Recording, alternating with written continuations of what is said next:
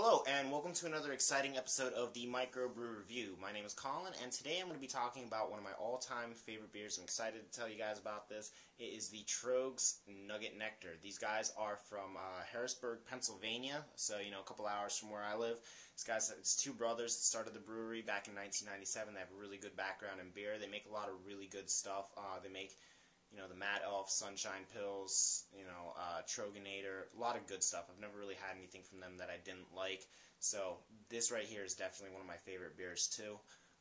The only two things I have against it is, when you pour it, it didn't really come up with that good of a head, and, there's really not a whole lot of carbonation. You don't see bubbles in it, but other than that, this is definitely one of my favorite beers. I'm a big hophead, so that's probably why this is one of my favorite beers as well. It has about 93 IBUs, and the hops are what make it bitter. And if you're not familiar with what IBUs are, they are international bitterness units. There's some discrepancies with how they actually rate it, but this one ranks about 90-something IBUs, so it's fairly bitter. It has a nice bright orange color to it, and it's made with 3 different kinds of hops. They're made with Warrior, Tomahawk, and Nugget hops, which is where that's what gives it its name. It's also made with 3 different kinds of malts, which are the Pilsner, Vienna, and Munich hops. It does have a little bit of a Pilsner taste to it too, but it's still nice, strong, bitter. Talking about the smell, it has a bit of a piney, real strong piney smell, and a little bit of a citrus. The smell itself is actually why I kind of love it. Brought me back to, my childhood memories of camping. So, if you ever went camping as a kid, that might do the same thing to you. The taste, as well, goes really perfect with it. It has kind of that piney, bitter taste to it.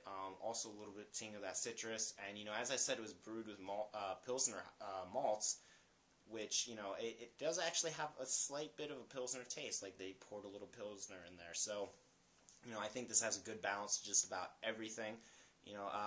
It's about 7.5 ABV, so, enough to get nice and tipsy, make all the ladies in the room look like supermodels, but not enough to, totally destroy your evening. Let's see. Giving this a rating, I would probably give this a 9.5 out of 10. I think the last couple seasons I liked them a little bit more, but, this is still one of my favorite beers, and I've never had one of these, and I didn't want it. It goes great with food. Their website suggests that it goes great with beef and poultry. I personally like to eat this a lot with pizza. Every time I'm drinking one of these, I'm eating pizza. If you're going to be having a snack, I would suggest some cheese and crackers. So, this is a great beer to sit down, have dinner with, drink, recreationally. Just definitely worth checking out. Try and get it soon. It's a seasonal beer. It comes out, around this time of year, February.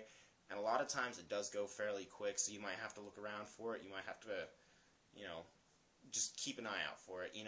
I've even found that some Uno's restaurants have it on tap, and it will go quickly there, but they do have it. So if you go into an Uno's, check that out. They have a good beer menu. So anyway, I hope everybody enjoyed this beer. Drink on, and feel free to leave some questions, comments, suggestions, and you can touch that button. You want to. It won't bite. Come on, subscribe.